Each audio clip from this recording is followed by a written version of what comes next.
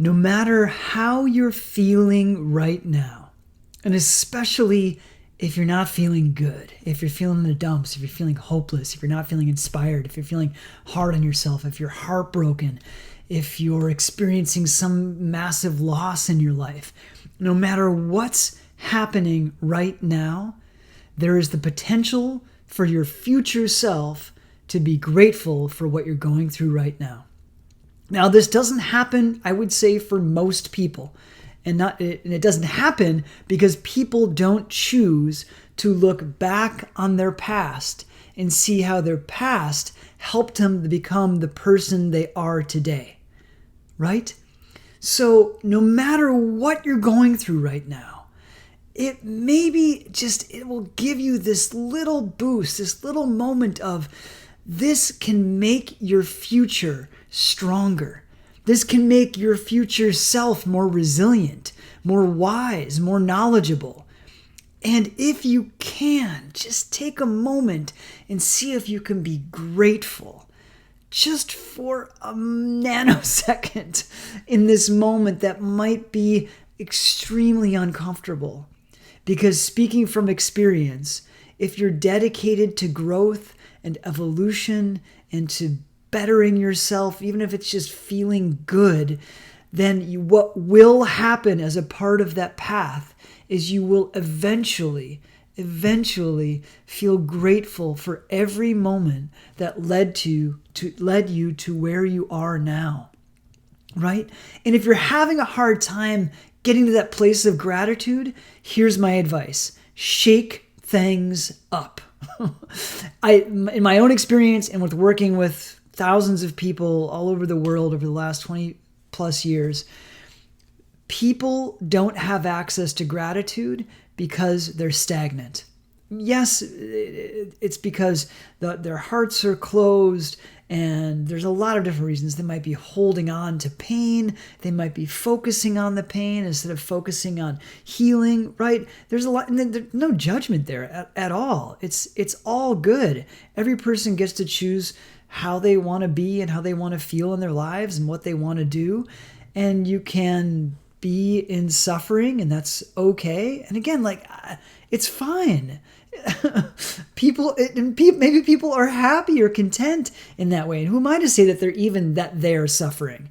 People get to be however they want to be. So let me just be clear about that. If you're someone who's in pain and wants to feel better, here's my advice. Number one, see if you can access just a nanosecond of gratitude for what you're going through right now and how it will make your future better. I mean, it's not that we want to have bad things happen to us or to experience pain and suffering, which I certainly have in my life. It's that with a mindset shift, just a tweak, we can create a life and an experience for ourselves that is extraordinary. Now, I spent probably about 10,000 days in the wilderness, both professionally and personally. I was a high performance rock climber when I lived in Colorado, and I'd spend 20-hour pushes of climbing these giant rock walls in the Rocky Mountains, or project what we call a really hard route, meaning we'd climb up, fall, 10 to 30 feet, work out what we did wrong, go at it again, fall, our fingers are bleeding. I mean, it was intense, right? So all this to say that in my time in the wilderness, one of the things that I learned is that we would use a map and compass and try to get to a destination. If we were 1 degree away from where we wanted to end up, we at the end of the hike, miles and miles, we'd be at a very different place than what we had planned on. For you right now, if you're struggling, you're headed towards one destination. And if, I don't want to say this I want this to come across as judgmental.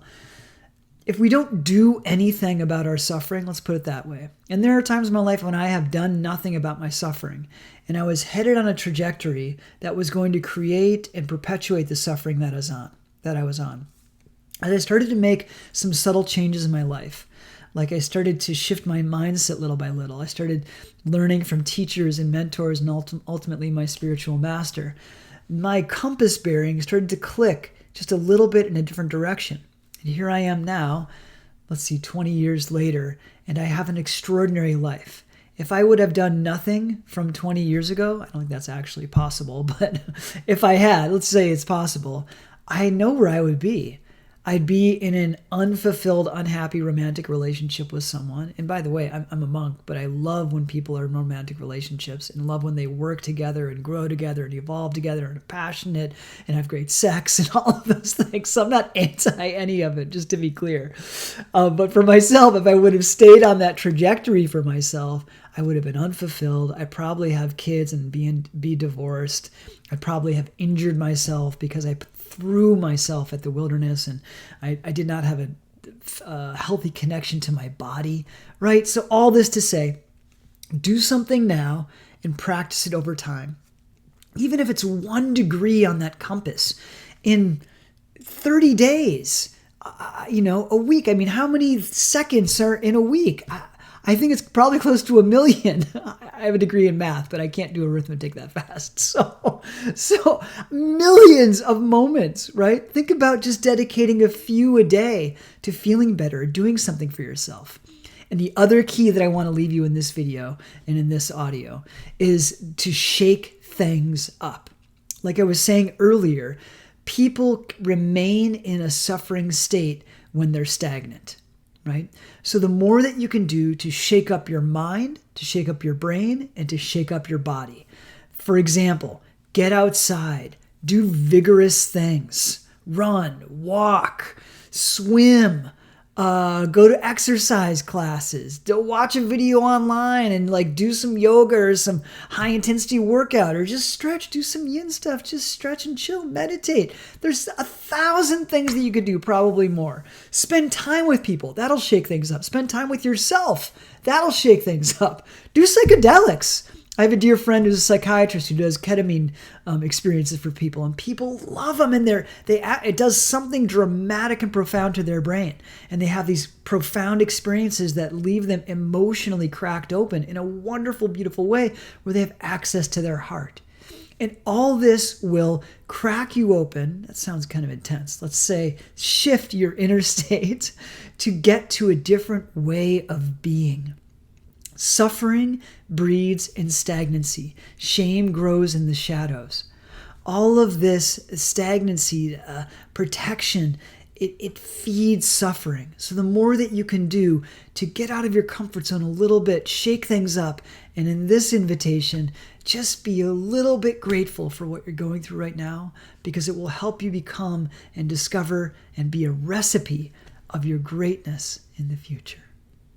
All my best to you. I love you.